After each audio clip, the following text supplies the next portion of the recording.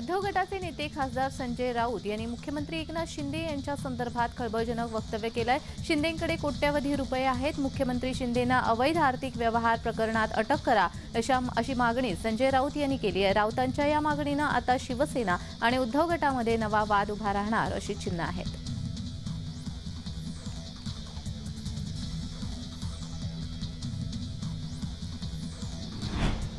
उद्धव ठाकरे आज राणेंच्या बालेकिल्ल्यात जाहीर सभा तर दीपक केसरकर यांच्या होम पिचवर कॉर्नर सभा घेणार आहेत। त्यामुळे उद्धव ठाकरे काय बोलणार याकडे राज्याचं लक्ष लागलंय। उद्धव ठाकरे यांची तोफ आज सिंधुदुर्गमध्ये धडाडणार आहे। लोकसभा निवडणुकीच्या पार्श्वभूमीवर उद्धव ठाकरे हे सिंधुदुर्ग रत्नागिरी जिल्ह्यामधील जनतेशी जनसंवाद यात्रेनिमित्त संवाद साधणार आहेत।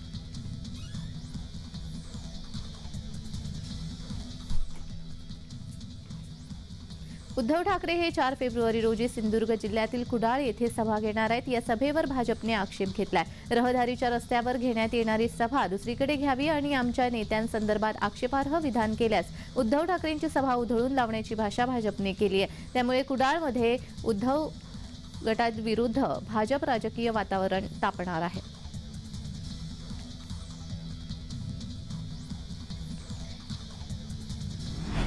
रविवारी तळ कोकणात कुडाळ या ठिकाणी उद्धव यांच्या जाहीर सभेचं आयोजन करण्यात आलं आहे। या सभेमुळे कोकणातलं राजकीय वातावरण चांगलंच ढवळून निघालंय। उद्धव यांच्या या दौऱ्यावर सिंधुदुर्गचे पालकमंत्री उदय सामंत यांनी आपली प्रतिक्रिया नोंदवली आहे। लोकशाहीमध्ये कुणालाही कुठेही दौरा करण्याचा अधिकार आहे। उद्धव ठाकरेंचा जरी दौरा असला तरी पुढचा खासदार आमदार हा महायुतीचाच असेल असा विश्वास उदय सामंत यांनी व्यक्त केलाय।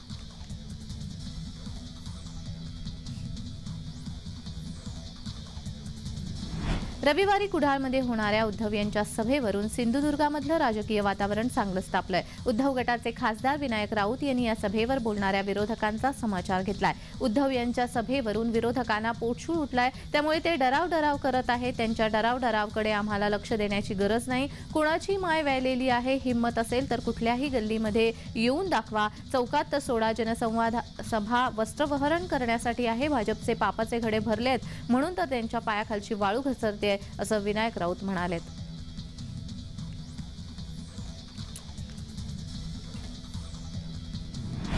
शिवसेनेच्या नेत्या आणि विधान परिषदेच्या सभापती नीलम गोरे यांनी उद्धव यांच्याबाबत प्रतिक्रिया दिली आहे। मी वैयक्तिक उद्धव यांच्याबद्दल काही बोलणार नाही। वेगवेगळे प्रकल्प कोकणामध्ये येत आहेत, ज्याला चांगलं आहे त्याला चांगलं म्हणलंच पाहिजे। मात्र बाळासाहेब यांच्या विचारांचे खरे वारसदार हे एकनाथ शिंदे हेच आहेत असंही त्या पुढे म्हणाल्यात।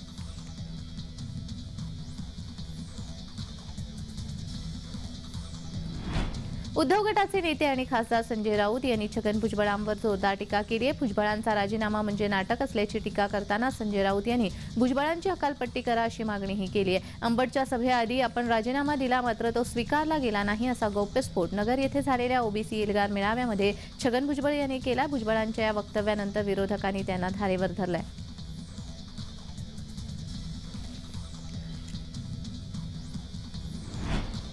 छगन भुजबळ यांच्या राजीनाम्यावर राज्याचे उद्योगमंत्री उदय सामंत यांनी प्रतिक्रिया दिलेली आहे। छगन भुजबळ हे मंत्रिमंडळातील ज्येष्ठ सहकारी आहेत। मराठा आरक्षण देताना ओबीसी समाजावर कोणताही अन्याय होणार नाही। शिंदे गटाकडून अपशब्द वापरला गेला याचा आरोप भुजबळांनी केला होता। ती वैयक्तिक भूमिका होती, ती पक्षाची भूमिका नसल्याचं सामंत यांनी स्पष्ट केलंय।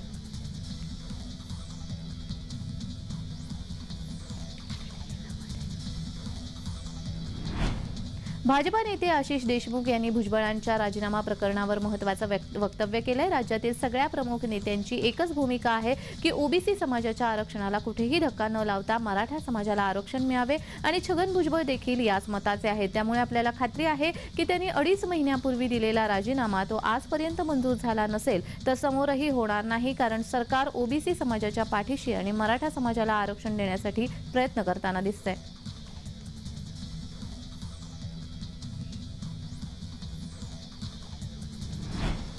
मराठा नेते मनोज जरांगे यांनी छगन भुजबळांवर हल्लाबोल केलाय। भुजबळ स्वतःच्या सरकारवर संशय घेत आहेत। अजित पवार आणि फडणवीसांविरोधातच भुजबळांचं षडयंत्र सुरू आहे। भुजबळ ज्या पक्षात जातात तो पक्ष संपवतात असं म्हणत मनोज जरांगेंनी भुजबळांवर हल्लाबोल केलाय। नगर येथे झालेल्या ओबीसी एल्गार मेळाव्यामध्ये भुजबळांनीही मनोज जरांगे यांचं नाव न घेता त्यांच्यावर जोरदार टीका केली आहे।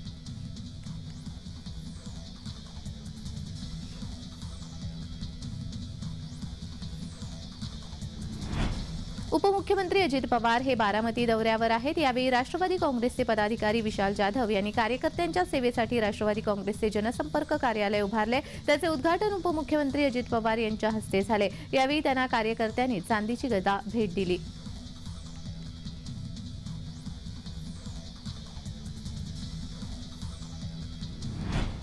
भुजबळांचा राजीनामा म्हणजे नाटक आहे असं वक्तव्य संजय राऊत यांनी केलंय।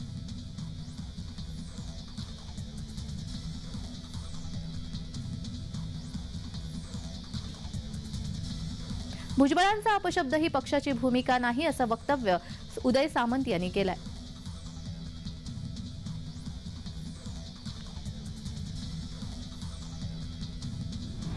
भारतीय जनता पार्टीतर्फे 4 फेब्रुवारीपासून ते 11 फेब्रुवारी या काळामध्ये जनसंपर्कासाठी गाव चलो अभियान राबवण्यात येणार आहे। या अभियानामध्ये खासदार आमदार पदाधिकाऱ्यांना दिलेल्या गावात एक दिवस मुक्कामी राहणार आहोत अशी माहिती माजी मंत्री आमदार जयकुमार रावल यांनी माध्यमांशी बोलताना सांगितली। आगामी लोकसभा निवडणुकीच्या पार्श्वभूमीवर उत्तम संघटनात्मक बांधणी करत विकासाचा अजेंडा डोळ्यासमोर ठेवून भाजपा कार्य करत आहे असंही ते पुढे म्हणाले।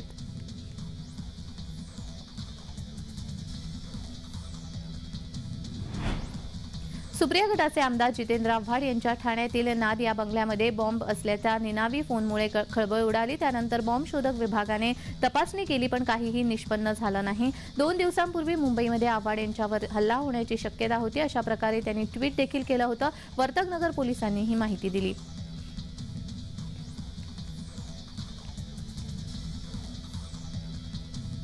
उल्हासनगर गोळीबार प्रकरणावर सुप्रिया गटाचे नेते जितेंद्र आव्हाड यांनी ट्विट करून हल्लाबोल केलाय। महाराष्ट्राचा बिहार कधी झाला हे कळलंच नाही। सुसंस्कृत महाराष्ट्र कुठे गेला? ही अधोगती कोणामुळे? गुन्हेगारांना राजाश्रय कोण देतंय? खून करूनही उघड्या छातीने कोण फिरतंय? यांना वाचवणारे कोण आहेत? अशा प्रश्नांची यादीच आव्हाडांनी विचारली आहे।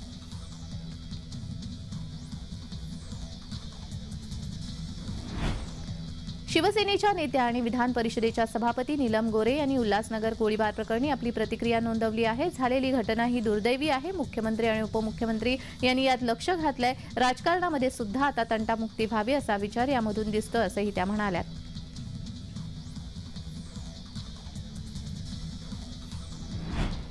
महाविकास आघाडीची बैठक नुकतीच मुंबई येथे पार पडली। या बैठकीमध्ये पहिल्यांदा वंचित बहुजन आघाडी उपस्थित राहिली। वंचितचे प्रकाश आंबेडकर यांच्यासह पक्षाचे महत्त्वपूर्ण नेतेही या बैठकीमध्ये उपस्थित होते। वंचित बहुजन आघाडीतर्फे महाविकास आघाडीला एक कॉमन मॅनिफेस्टो देण्यात आला आहे। मात्र यावर काँग्रेसने आपली भूमिका स्पष्ट न केल्याने वंचितने पुन्हा शंका उपस्थित केली आहे। महाविकास आघाडीचा मसुदाच तयार झाला नाही तर पुढची बोलणी होणार नाहीत असा प्रश्न वंचितने उपस्थित केला आहे।